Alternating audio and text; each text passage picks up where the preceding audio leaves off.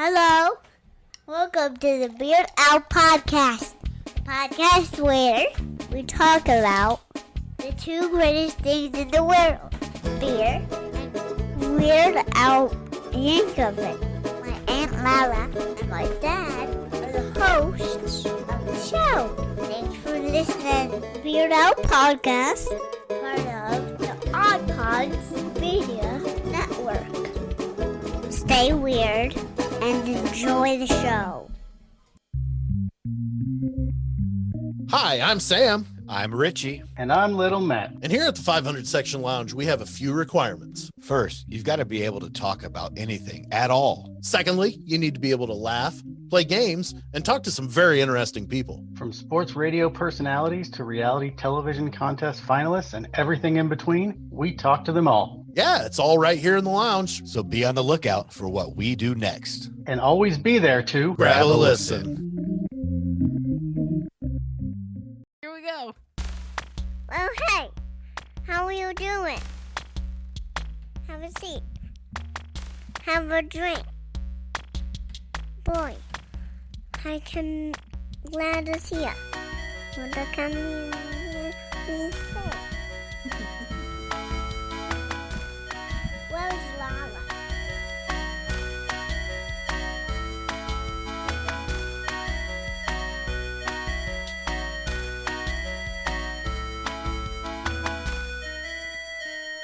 Oh boy, folks. You are in for a treat. Yes, it is a very special episode of the Beard Al Podcast, the podcast where we talk about two of the greatest things in the world, beer and Weird Al. And I'm Lauren, and because it's a very special episode, my brother John is not here because he's not very special. I have very special people on in his stead, and I have one of the most specialist Weird Al fans out there, Mr. Mike. Mike, how are you? I'm doing good. I just realized I was gesturing. You're like, very special person. And I'm like gesturing at myself. I'm like, it's a podcast, Matt. They can't see what you're doing. I can't see it. No, this is an audio medium. Yes, It is. Yeah, I'm doing great. I haven't yet said, but congratulations on your recent nuptials. I don't. Thank you haven't really posted much about it on social media, so I'm not sure if the listeners were aware. I love that. Yeah, no, we haven't said much about it at all, have we? No, not at all. We're not at all excited. Yeah, it looked lovely. It looked like it was a wonderful time, though. Thank you. Yeah, it was a ton of fun. It was an absolute blast. Super casual day. And, I was like, I've had people at work when I kind of tell them what the day was like, they kind of like pause. And this is especially women that they kind of pause and they go, man, that's the kind of wedding that I wish I could have had. And I was like, I know, right? Because it was just like, whatever. Right, exactly. Great. But yeah, thank you. Oh, so before we get too far into things, because you are the first person to venture on with me on this new series that we're tackling with the Weird Albums. And Yes. Your album of choice was Dare to Be Stupid. And what we're doing here, and this is going to be an ongoing series over, the next several months as we get through Al's catalog. We're each coming to the table with what we feel is the most underrated track on this album. And I know what underrated track means to me, and you might have a definition of what underrated track means to you. And so we're going to, kind of talk about that, and we're going to talk about the songs that we brought to the table and why we feel like they deserve more attention than they usually get. Exactly. So I am much excited to fun. talk about this album. Yes. In particular. It just happened to be when you reached out, it was the album that I happened to be listening to in my rather frequent journey through the Weird Al discography. And so I had a particular song in mind as soon as you said it, and I'm like, sign me up. Yes. Oh, I love that. The excitement is palpable. I've had a couple people sign up for episodes on this series that have told me ahead of time what song they want to talk about. And I'm like, but no, half of the surprise is me not knowing. Exactly. So, it's fine. It's fine. Yeah. But, yes, since this is the Beard Al Podcast, we need to talk about the beers we're drinking, and I'm going to hit the button. I had to pop myself a beer. Yeah, you did it. Awesome. Yay. What You want me to go ahead? Yeah, go ahead, Mike. What beer do you have today? I ordinarily would have been a little more prepared and had a some sort of themed beer associated with. I didn't want to do it with the song because I want that to be a surprise, but it's something with the album. But it's frankly just been a little while since I've had a chance to make a beer run, and I had this in my fridge, and it looked as good as anything. I've actually had a couple of these before, so I'm finishing off the 4-pack. It is called the Diamond Hold. It is from Pipeworks Brewing out of Chicago. It's a hazy pale ale with Citra, Mosaic, and Cryo Mosaic hops. Ooh, delightful. It really is. It's a very good hazy. That's nice. I like a good hazy. And you know, this Chicago beer, this gives me an opportunity to shout out my Odd Pods Media Network buddy Dave from the Beer in Front podcast, because, you know, Dave's the Chicago beer guy. He's the Chicago beer guy. That's my best Dave impression. It was not very good. Dave has one of those voices that, like, Dave was my favorite voice in podcasting before I even, like, really got, like, connected with Dave on, like, a podcaster professional sort of level. And I was like, man, I could listen to this man read the phone book. And now I just get to talk to Dave. It's great. Isn't life grand?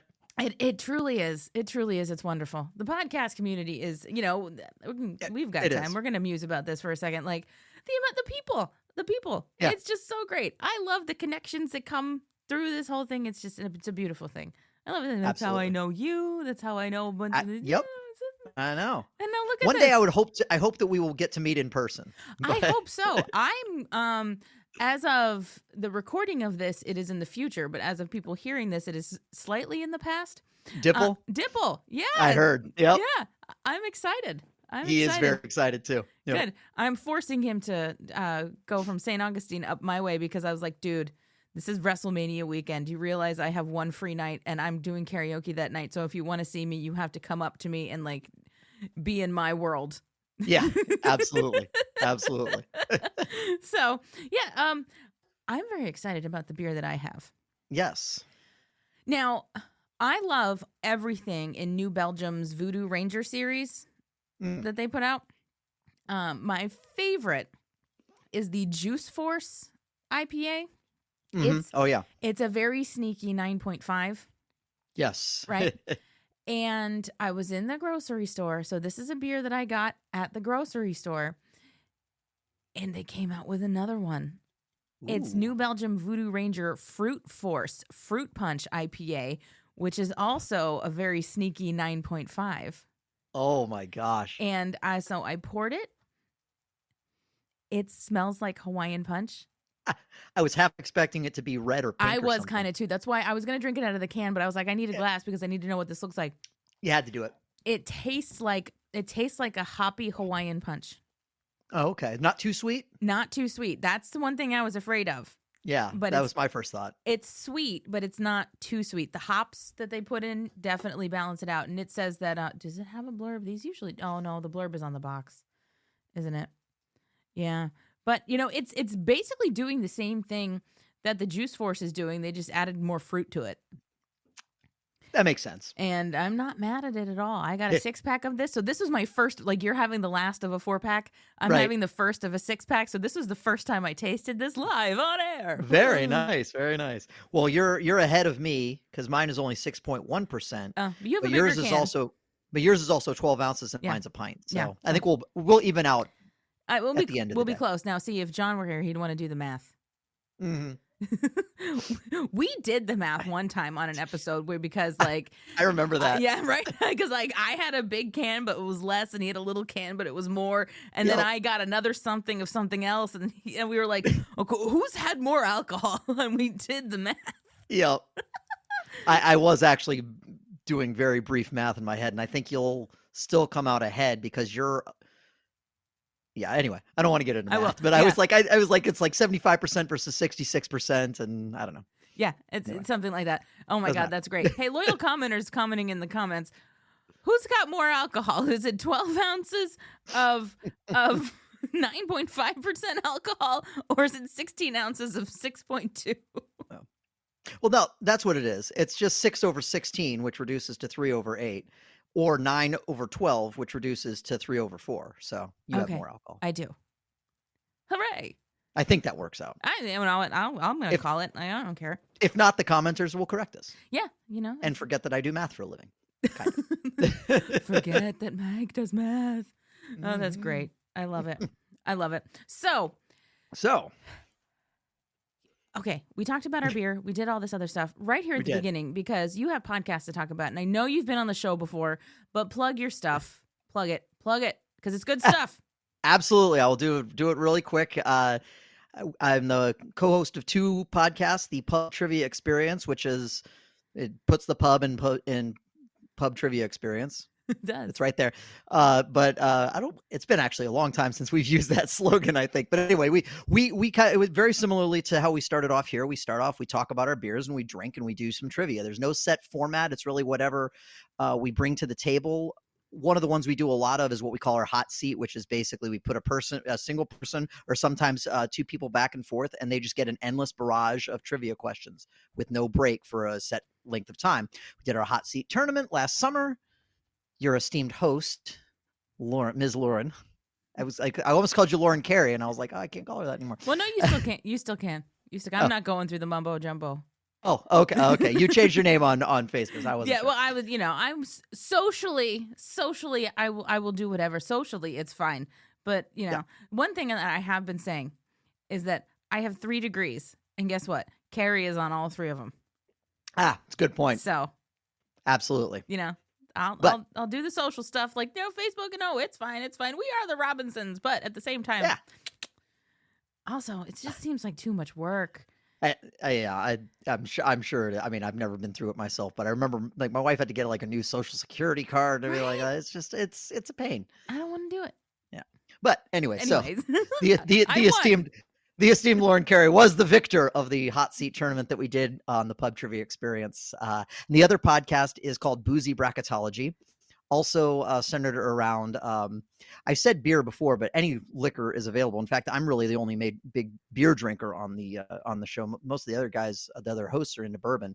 People bring whatever they want. Lauren won the tournament by bringing Yellowtail Shiraz to every episode because that was her good luck. But Boozy Bracketology, we sit around, talk about drink and argue stuff out in a bracket style format. We vote on everything and we whittle things down until we crown a champion. Most recently, we've done the best Queen song. We did that in February, and that one has proved controversial among some of our fans, which is understandable. And then we did the best television sitcom couple of the 21st century. Oh my God. So just random topics, whatever we can throw together a bracket that sounds fun. So we've got a lot of fun stuff coming up and planning, but I won't bore everybody about that. I will just encourage everybody to go check out both those podcasts. We have a great time. I think we're awesome. So that's all that matters. I mean, exactly. And you are awesome. Yeah. Y'all are awesome. Thank you. You're a delight. You're a delight. Yay. Okay. So. All right. This is the first time doing this particular format. So I remember the first time I did a ranking episode, I was like, oh my God, how does this go? Yeah. Which is why I always try and like have somebody that I trust to be the first one to do these things. You must be truly desperate if you came to me. No, I'm just kidding. No, I was talking to Russ earlier today and he was like, what are you recording about tonight? And I told him, I was like, no, it's the first in that underrated song series. And I was like, I've got Mike from Pub Trivia Experience and Boozy Bracketology. I was like, he's been on the show a bunch of times and like he's a huge Weird Al fan. I'm like, I trust him to be the first person to do this because it's like your Weird Al fandom is like right there. You're in the stratosphere with us. So I was like, this guy can handle what we're doing here. And also you're good at what you do. So yeah. Get some stretch. Gotta stretch. Gotta make stretch sure I'm out. nice and loose. We're doing it. Okay. Yep. All right. So how I've decided I'm going to start each one of these is with just a brief overview of the album that we're talking about in general. So Dare to Be Stupid is Weird Al's 3rd studio album, and it was released on June 18th, 1985. And it was kind of his follow-up to his, how he broke out with the In 3D album. So there was a lot kind of riding on this. There were 6 singles from this album. One I don't count because it came out like 8 months before the album was released. Was that because it was the Johnny Dangerously soundtrack? Indeed. So in my mind, the lead single for this is Like a Surgeon. Mm-hmm. And then Hooked on Polkas, I Want a New Duck, One More Minute, and Dare to Be Stupid. And what I think so this album has a pretty good balance of original songs and parodies. And I feel like one thing I need to point out is like Weird Al had the In 3D album, and then Dare to Be Stupid comes out like fairly quickly. Like he was kind of like a 83, 84, 85, 86, Oh, yeah. like with like boom, boom, boom, boom, boom in the early mid 80s. And I have to read this review. There was a reviewer who was disappointed with the original material on the Dare to Be Stupid album, stating that, quote, only someone who is missing important brain cells would suggest this artist's original songs are any good. And because that opinion is so incorrect, I did not mention that reviewer's name to save that reviewer's reputation. You are kinder than most, I would say. Like, come on. So just briefly, the track listing overview. It opens with Like a Surgeon, which is a parody of Like a Virgin by Madonna. Dare to Be Stupid is an original, which is style parody of Devo. I Want a New Duck is a parody of I Want a New Drug by Huey Lewis and the News. One More Minute is an original, which is in the kind of like doo-wop 50s sort of style. Yoda is a parody of Lola by the Kinks. George of the Jungle opens side 2 of Dare to Be Stupid, which is just the cover of the theme to the George of the Jungle TV show. Then you have Slime Creatures from Outer Space, which is a style parody of 1950s sci-fi soundtracks. And Girls Just Want to Have Lunch, parody of Girls Just Want to Have Fun by Cyndi Lauper. This Is the Life, which is an original song in the style of 1920s and 30s music from the film Johnny Dangerously. Cable TV, which Wikipedia says that this is a style parody of Hercules by Elton John, and I don't believe it. As the Elton John fan, that I'm like, nope, I don't hear it. That could have been the intent, but I don't get it. Yeah, I did not expect. I thought that was just an original. I didn't think of it as a style parody of anything. I'm calling it just an original because nope. Yeah, we agree. We agree. So. We I think that makes it canon. Yeah, exactly. It does. That makes it canon for sure. Yeah. And then side 2 of Dare to Be Stupid rounds out with Hooked on Polkas, which is his second polka medley, including a bunch of stuff that was popular at the time. I'm not going to run through all of that. But I feel like I need to say it again. My one big problem with Dare to Be Stupid is the placement of the polka. Polkas they could be a side 1 closer, but not an album closer. That's I agree, and it's unfair because I feel like that's almost the sole reason this is one of my least favorite polkas is just because of its placement in the album. It never really stood out as much, because it's not a Weird Al album closer. It's just like, oh, there it is. I mean, I feel like almost. I think I've said this on the show before. You swap Slime Creatures from Outer Space, which is the second track on side 2, with the polka, and already you've made it better. Yeah. But that's a good placement of the polka. Yeah. And Slime Creatures from Outer Space is right. That's a decent album closer for Weird Al. Yeah. It's better than a polka. But that's not what we're here to talk about because we're here to talk about what we each feel is the most underrated track on this album. And so, Mike, I'm going to throw this to you first with what your criteria was for, like, what does an underrated track on a Weird Al album mean to you? That's a great question, and it's honestly even though as soon as you proposed it, I knew pretty much which song I was going to go with. I really had to form in my head why I feel it's underrated because I was immediately like, oh, that song is underrated, and there's probably a lot more criteria, but the 2 main criteria that I felt were these. Number 1 is probably a song that most casual fans would know and would like. To me, automatically basically disqualifies it. Like, to use a different example, everyone knows Amish Paradise. So to me, there's no way an Amish Paradise could be an underrated track. It's not that it's not a great track, but it's not going to be underrated because everybody knows it and everybody talks about it. But then even a step further, I wanted to go with one that I don't even feel like gets a lot of cred among Weird Al fans, right? There's a lot of songs on this album that I feel like, okay. And I guess I'll just kind of jump into giving other examples of songs that I did not feel fit the criteria. One More Minute. Wonderful song, but all Weird Al fans like would immediately gravitate towards a One More Minute, and they're like, "Oh, that's a fantastic song. I love that song." When I heard, everybody who saw like the Ridiculously Self-Indulgent tour or the Unfortunate Return thereof got super excited when they heard that song. So to me, that doesn't really qualify as the most underrated song either. So that was kind of where I was at. It's not something that's super visible in the general pop culture consciousness, or really something that I hear a lot of harder core Weird Al fans talk about either. And that was kind of where I landed on that. Yeah.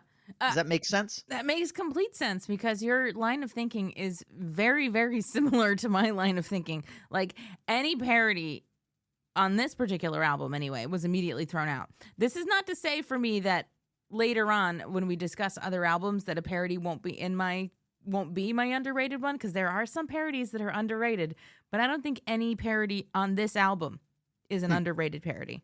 Okay? I think every parody on this album has the breathing room that it needs, Okay. As far as, again, like you were saying, like, as far as even semi-casual Weird Al fans go, like, I could talk to somebody who is familiar, especially with this era of Weird Al music, and say like, "Oh, I want a new duck," and they're going to know what that is. They're going to be familiar with it. And I also, obviously, the title track "Dare to Be Stupid," that is not underrated at all. Because you have a whole generation of boys who are like Transformers, and they're like, okay, so they know this. Right. This is great, and Yoda obviously has taken on a life of its own, and yeah, for sure. I don't think that the polka on this album is underrated. I think it is. Yep. It's fine. Yeah. Listen to our polka bracket episode and see where this one landed. You know what I mean? Exactly. It went out in the first round, if memory serves. Yep, right? I'm pretty sure. Yeah. Yep, that's what happened. So my criteria is very similar to yours. I mean, this is not to say that, because I'm going to have to do 13 of these. You only have to do one. Have to. You I'm only doing quote quotes. Because I will tell you, I sat down and I started writing down what I thought would be my choice for each, just as a first pass for each album. I did do that when you first announced this. Long before you even asked me to be a part of it, I was just kind of like, I want to decide what my choices are. That's beautiful. That's so beautiful. Yeah. So I actually did that. Except there were some where I was just like, I'll come back to that. I can't decide, and I never did go back to it. Yeah. But. Oh, it's tough. I mean, I'm gonna have to make some hard decisions in my life coming up in the next, in the next couple of months. But it's, it's fine. It's fine. I'm gonna have to do this pretty quickly, by the way. Because the release dates of these are going to be staggered, but the way scheduling worked out, I'm recording 4 of these in a row. Oh my goodness! Like, not in a day, but like 4 Tuesdays in a row. Like, because we're talking on a Tuesday right now, so like 4 weeks in a row. So I'm not going to have a lot of time to think and like ruminate on it. It's going to be like, okay, done. On to the next one. On to the next one. It's going to be crazy town. Anyway. Oh yeah. Since you are the guest, and you put all the time into thinking about figuring out what you feel like the most underrated track on Dare to Be Stupid is, get into what you've decided and like why, what you like about it so much, what you feel like more people should know. Let's just have a freewheeling fun time. Sure, absolutely. And honestly, your intro about the 6 singles may have put a little bit of the lie to my decision, because I did actually choose one of the parodies, and I was unaware that it had been released as a single, because me personally, I don't feel like I ever hear anybody talk about it. So you got 4 parodies on the album, right? You got Like a Surgeon, which other than This Is the Life was the lead single. Everybody knows Like a Surgeon. Yoda, as you said, has taken on a life of its own. Girls Just Want to Have Lunch. I feel like, okay, a lot of people know it, but yeah, the harder core Weird Al fans know he was basically forced to record that song, right? Under like duress. He didn't even want to do it. But they were like, this song is huge, you've got to do it, so at that time in his career, he didn't have as much control over, everything that he does. It's only his 3rd album. Right. So he's like, and you can even hear it in his voice. He's like, and I think that's my favorite thing about the song is the way that he sings that song. Yes. Side note, as a kid, I loved the song, but I think the reason that I loved the song is because it was the song whose original I knew the best out of the parodies, and so I think that I responded to it for that reason. Got But it. now listening to it as an adult, I'm like, yeah, this by far lacks the cleverness of the other songs. So Yeah. that leaves one parody left, which was my choice, and it is I Want a New Duck. It's so great. And I love It's- that you came with this. I love that you came with this because it speaks to like different perceptions of what like we think the average Weird Al fan is gonna know. Yeah, because absolutely. like this song is like built into my DNA. So I keep thinking like, there's no way nobody's gonna know. You can't not know I Want a New Duck, right? See, but right, exactly. But so I can understand that, but there's also another personal reason that I Want a New Duck holds a special place in my heart. I am fairly certain that I Want a New Duck is the very first Weird Al song that I ever heard in my life. Aw. Years before I knew it was a Weird Al song, because it was featured on a little 1-hour Disney special that we had on VHS tape called Down and Out with Donald Duck. And it's basically like it's the rise and fall of Donald Duck. It's like it takes clips from various cartoons and stuff like that. And my 4-year-old self remembers hearing this song play in that episode. It's like a little montagey thing, and this song plays, and I can still remember hearing the whack, whack, whack, whack, whack, and the whole thing like that. A decade plus before I ever heard I Want a New Drug by Huey Lewis and the News or anything like that. So, like I said, I'm fairly certain this is the first Weird Al song I ever heard, and there is not a wasted line in this song. I think it is highly regarded even among the hardcore Weird Al fans, but I don't think it quite achieves the masterpiece level that I personally believe it deserves. And I guess that's another reason why I would consider it a little bit underrated among the other songs. And there's actually another reason too. And I think we talked about the sequencing of the album, and I think the sequencing of this album is really interesting because side one of this album Is stacked. And I think that's another thing that works a little bit against this song, because you got Like a Surgeon, which is the lead off track. It's the huge song and everything like that. Then you've got Dare to Be Stupid, which basically these days is what people think of when they think of Devo, and it's not even a Devo song. Right. Then you've got I Want a New Duck, which, as I said, is my choice for the most underrated track. And then you've got One More Minute, which is just a masterful style parody. And then you close it out with Yoda, which basically was kind of the first new Star Wars thing Star Wars fans had after Return of the Jedi. So it's just side one is so stacked that I feel like I Want a New Duck gets a little bit lost in the middle of it. So You're totally right. And I think we've talked about this when talking about this album before. Is it's hurt by its sequencing. Mhm. Like, for sure. It needs more balance. Because truth be told, in my mind, there's a part of me that's like, side one of Dare to Be Stupid could have been a great EP and call it a Yep. day. Right. I understand. You know? Absolutely understand. But I love that I Want a New Duck is not my pick. I'll get to my pick in a little bit. Oh, I want to I give know your that. pick Yep. some breathing room and some air, because I agree with so much of what you said about it. Like, there is not a wasted line in this song. And I think another part of what hurts it too is that because I Want a New Drug is off of Sports, right? Yes. Huey Lewis. So that was his smash. There were so many hits off of it that Yeah. like we were just saturated in Huey Lewis and the News, like kind of as a country, you know? Yeah, absolutely. and then you get this, and it's like, this wasn't really the song off of Sports, but it's the one that had the best joke. Yes, exactly. Like, he probably could have taken any number of songs, but it probably felt compelled to do a Huey Lewis song or whatever. But yeah, this one definitely had the and we also get the opportunity to point out once again at your expense how long it took you to get the Get Down joke.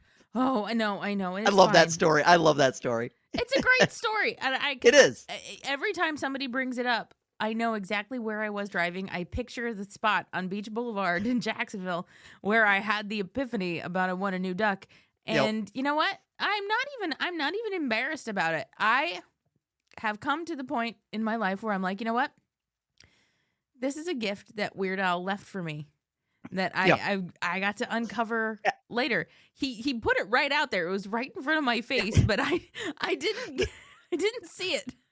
The wonderful moments when you get a joke for a song that you're intimately familiar with, and all of a Weird Al song in particular that you're intimately familiar with. You're like, I've heard the song 100 times, and somehow this is the first time. That not to go too much on a side note, but the one that hit me, and this was just like 2 years ago, so embarrassingly late. But at the same time, I'm also like, it's such a good subtle joke that I wouldn't be surprised if a lot of people still didn't get it until I'm about to say it right now. But I was listening to I Can't Watch This, and when he says, I can't stand Twin Peaks, I wish they'd lynch those donut eating freaks, and I go, David Lynch is the director of Twin Peaks. That is brilliant. And I'm just like, oh my gosh, how did it take me this long? I know. So yeah, there's so much clever stuff throughout. This is just sprinkled throughout these songs. So you're exactly right. It's like these little nuggets that are left to be found later. Breadcrumbs. That's the word I was looking for. Yes. Yeah. Weird Al. Breadcrumbs to be found later. Weird Al leaves all of these beautiful, beautiful breadcrumbs. It's great. Like, again, I'm not trying to derail too much here either, but we have a forthcoming episode about, I'm just going to announce it to the people right now. Yeah, next week you get to hear me and John talk about Isle Thing. Ooh, nice. Yeah. And we get into a little bit lyrically about how there's just some fun stuff that, like, how he mentions Funky Cold Medina. Right. Oh, yeah, exactly. And it's like, oh, like, not too much spoilers for what people are going to hear next week, because again, time is a flat circle. So John and I already recorded next week's episode while I'm talking with Mike now, so this is fun. But will it be the episode after this episode, or will it actually? Oh, okay, so she's a scheduling maestro. It will be the one immediately after this. So yes, people, you are hearing this on April 7th if you're listening on Drop Day, and you get to hear me and John talk about Isle Thing on April 14th. You see. Awesome. Yeah, it's great. But I mean, the parallels in the lyrics, like, but anyway, yeah, he just and some of it you don't get until you listen to it side by side with the original. Right. Like, yes, there are brilliant jokes in these songs if you listen to them just kind of by themselves. And then if you kind of be like, okay, I'm going to listen to the original, just see what it's all about, and then immediately go into the Weird Al parody, you're like, this is even better than I thought it was. Like, even those Weird Al songs that you're like, I don't love this. You're like, oh my God, but there's strokes of genius all over this. For sure. And that's I Want a New Duck definitely does that. Like, because where was I going with this? Like, so I Want a New Drug is off of Huey Lewis and the News album Sports. So that has Heart and Soul is the first single. I Want a New Drug. Right. The Heart of Rock and Roll. If This Is It. And Walking on a Thin Line. Yeah. And so, like, yeah, I Want a New Drug. It was the second single off of it. I don't know. I don't think it was the biggest single off of it. No, definitely not.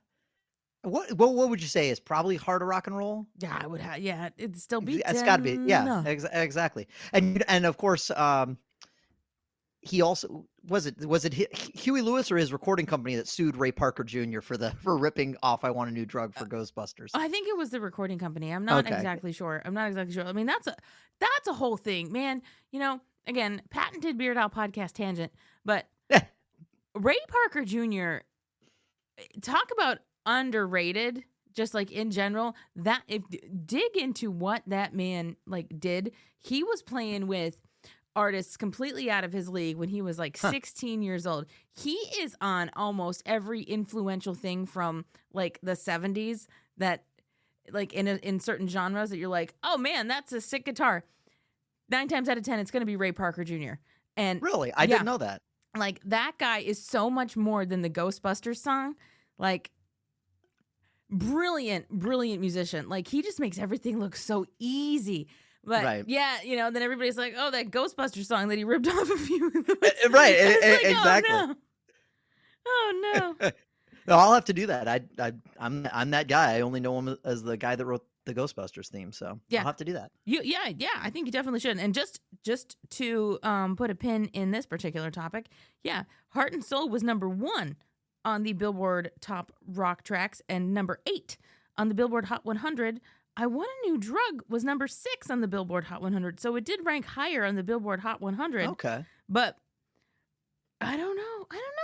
But I feel like the Heart of Rock and Roll, which was number 6, also has more staying power, if this is it, was also number 6. Gosh, I don't know. It was most of them were number 6, so I guess they're all pretty even. They're all pretty even, but I would argue that the Heart of Rock and Roll has had more staying power because it's still beat 10. And yeah. Yeah, I would agree. Do you want to hear? Do you want to hear what my? I've been dying. You've been dying to for it. I wanted to let you come around to it in your own good in my own time. Of course. See, like I'm trying to give yours space. You No, know, and to I breathe appreciate that. live. I mean, I can keep going on, but I feel like I want to know what yours is too. So. I know you want to know what mine is. So, yeah, I looked at this album. I looked at all the parodies, and I was like, you know what? I don't think any of these parodies is underrated. I feel like, at least as from my perception, like each one of these gets enough attention, you know, that it needs. And then I looked at the originals on it, and I'm like, yeah, well, I had the same thought about One More Minute because that was like a regular concert staple. That's the one where he'd go out into the crowd and you know, schmooze with the ladies before "I Wanna Be Your Lover" became the song that he did that to. Right. And you know, so that's fine. You know, Dare to Be Stupid, obviously concert staple. That doesn't need to be there. George of the Jungle is not underrated because that shouldn't be here. Like, exactly. I mean, it's sort of like, it's a really, well, you even made a face, and the listeners might have been able to hear something in your inflection as well. But when you were kind of like, George of the Jungle opens up side 2, you're saying what we're all thinking. Yeah, I it mean, doesn't be like, and it's fine. It's fine. It's fun. But this is probably something that was also done under duress because I feel like I heard somewhere through the grapevine about this that like the record label wanted him to do a cover, like a straight cover. And he's like, okay, fine. Here's a minute-long George of the Jungle TV theme song. So I appreciated the spirit of it. If nothing else, that is a very Weird Al response to that request. It's like, okay, you want a cover? Here you go. Yeah, exactly. And then Slime Creatures from Outer Space, I think is great, but I don't think it's underrated. I think it has its place, but I don't think it's underrated. Girls Just Want to Have Lunch again. Like I said, I agree with you. Mm-hmm. It is what it is. Cable TV, I can't get past the fact that every source says it's a style parody of Hercules by Elton John, and like I don't get that. I mean, I give it credit for the, you know, I've seen Porky's 27 times this week. You know, I think that's delightful and funny. Is that the first appearance of 27 in Weird Al's discography? No. Is it not? Okay, I was trying to think if there's probably, I'm sure there's. There are. I'm not going to be able to pull one right. Oh, that's okay. I didn't mean to put you on the spot. But, well, I will tell you that the number 27 appears in the video for what I feel is the most underrated track on this album. Ah, which is the one you haven't mentioned yet. That is This Is the Life. Okay. The theme song from the film Johnny Dangerously, which is the quote end quote first single off of Dare to Be Stupid, which was really, right. So like Dare to Be Stupid came out, like I said, in June of 1985, and This Is the Life was released as a single in November of 1984. Wow. In conjunction with the Johnny Dangerously film, right? And I love the song This Is the Life. And I think for me anyway, it deserves more attention for just how clever so much of it is, the way that it crosses genres a bunch of times throughout the song. Like, it feels like it's a style parody of music from the 20s and 30s, but there's so much about it that still feels like present day for, like, it feels modern for the 80s. For, It feels modern 80s modern. For the 80s Yep. modern, right? Because like you're going through this whole thing, and then you've got this roaring guitar solo. I was thinking that was when you said that. The first thing I thought of was the guitar solo in the middle. The guitar solo in the middle of it, and like when the guitar solo ends, and then you've got these guys going, "What up, what up," and like that takes you back into what it was, and then you get another breakdown where there's like record scratching, with the break dancing. So if you watch the video, like there's break dancing that happens there, and I just love that he pulled so much into this one thing, and lyrically I just love it because it's just about this guy who is like ludicrously rich to the point where it doesn't make any sense, you know? Right. Like I hire somebody to chew my food. I'm an upwardly mobile dude. This is the life. And it just makes me laugh. It makes me laugh, and I bop to it. Like if this song comes on, like it's a bop for me. I love its placement in the Complete Owl mockumentary film from 1985. Yep. I think, I don't know if you caught this when it happened, but this was well over a year ago. I put the Complete Owl on TV, and I was drinking wine, and I drunk live tweeted my watching of the Complete Owl. I did catch a little bit of that. Okay, you got yeah. a little bit of that. And so part of it was me taking a video going, what up, when that part came on. And so, again, I was in a place where it was like, this is just something that I kind of felt. And so this song is just something that I kind of feel. Absolutely, yeah. Because it's like, Weird Al is not a pompous fellow. And I love that this is his caricature of pomposity. And I think it's beautiful. Absolutely. And I think in a weird way, it was probably also a little bit of a caricature of how he probably thought people that knew him when were probably thinking of him at that time. Because it's like, you've just broken it big. You're like this huge, massive success. You've got your 4 hours on MTV and everything like that. And he's like, people just must think that this is the kind of ridiculous life that I lead. So I'm going to make fun of that whole idea about, and also that was like the era of lifestyles of the rich and famous. Yes. Champagne wishes and caviar dreams. So yeah, it's a great choice. It was definitely one that I would have considered too, for sure. Yeah. It's like, I looked at this, I am trying not to overthink these too much for myself. So Yep. I'm very much going with my gut when I sit down to record with people for these.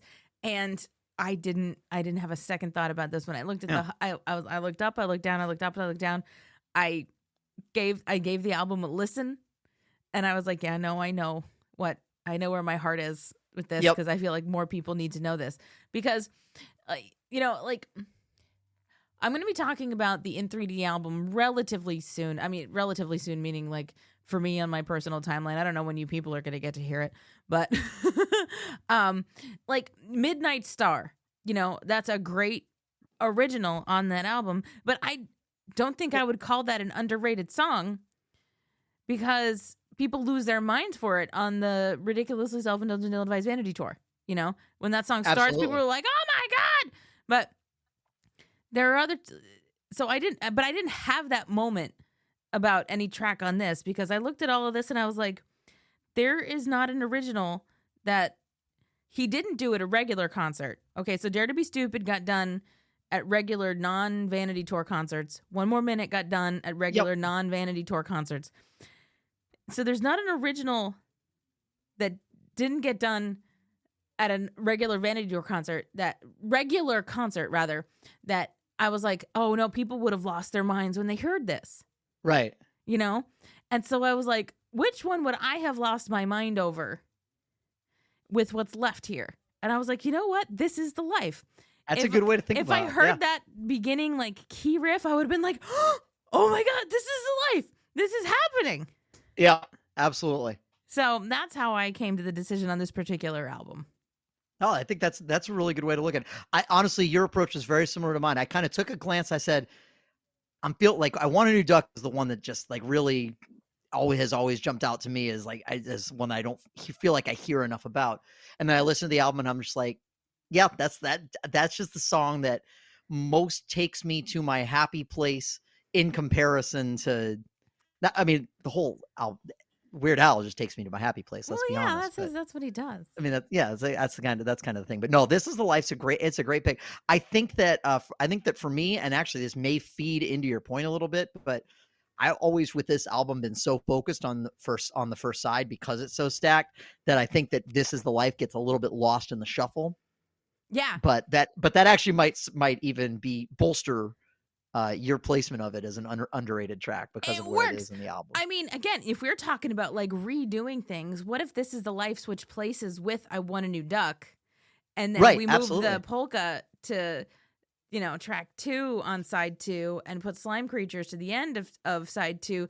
That might give things a little more breathing room to do what they need to do.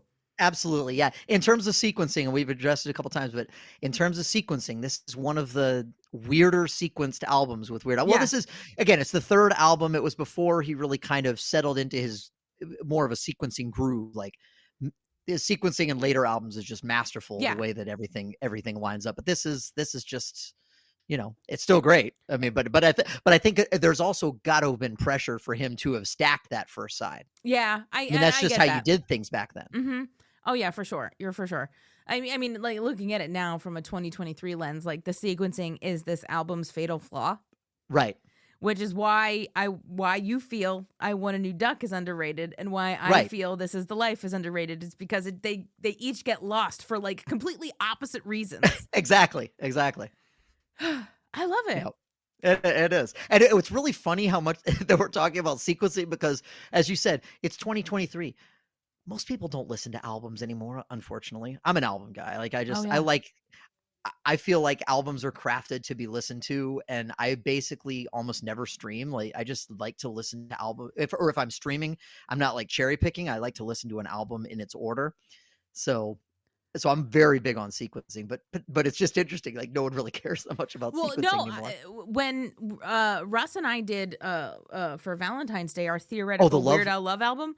I left the sequencing up to him because he's very much like you. He's the sequencing guy, and to your point, and he did a masterful job, by the way. Oh my goodness, it was so good.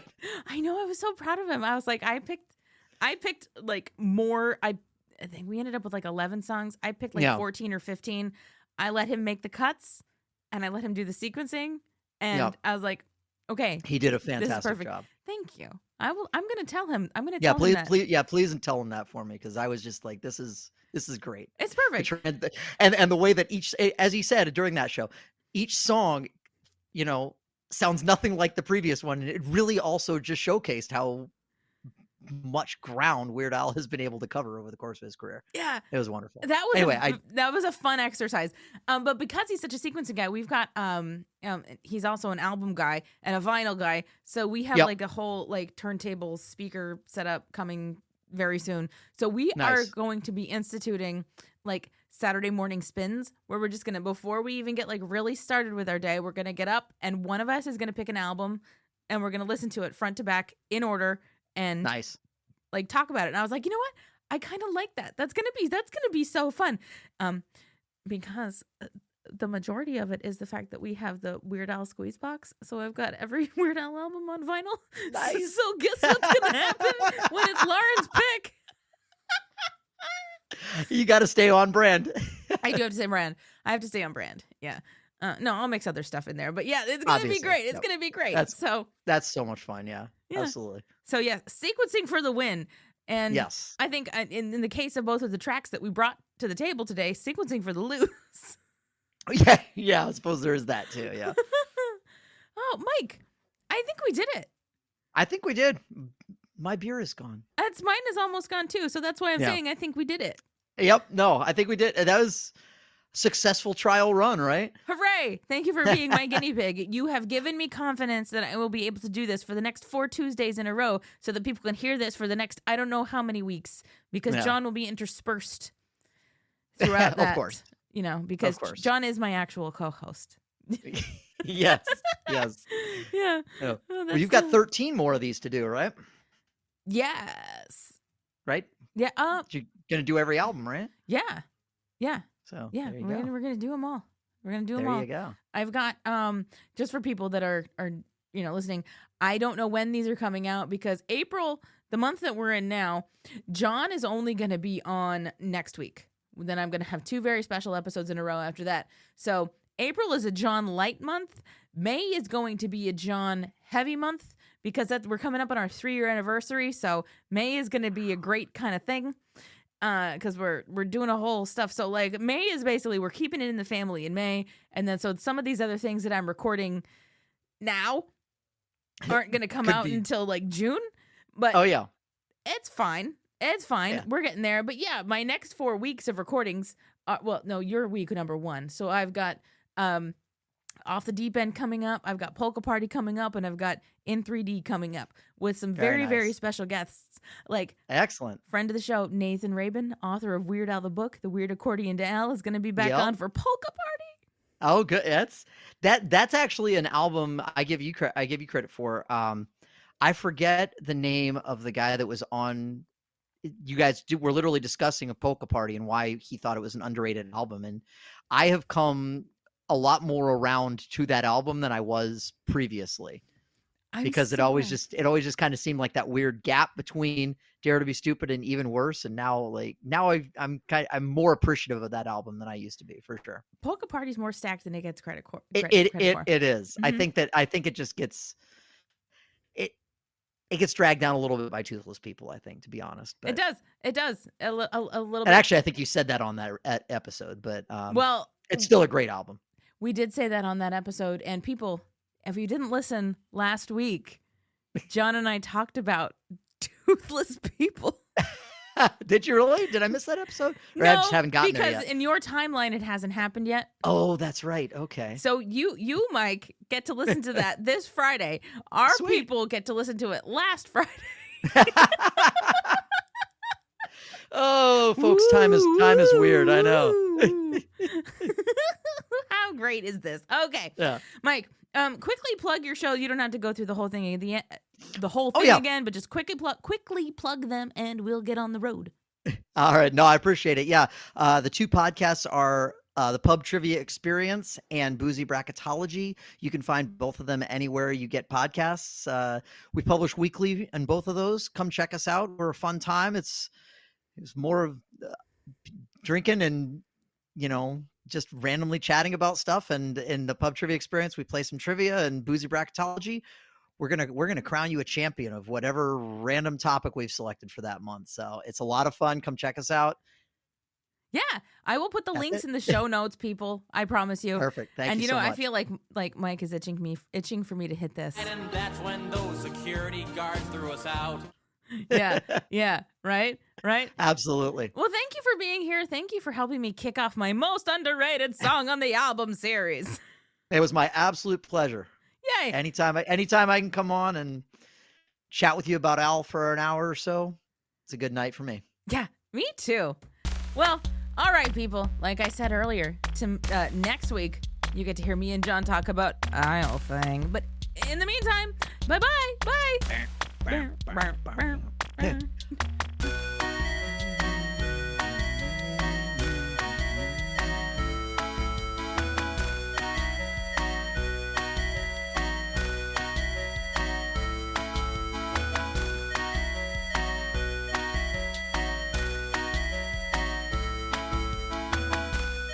Oh, sorry. We got a one. We got a capital again.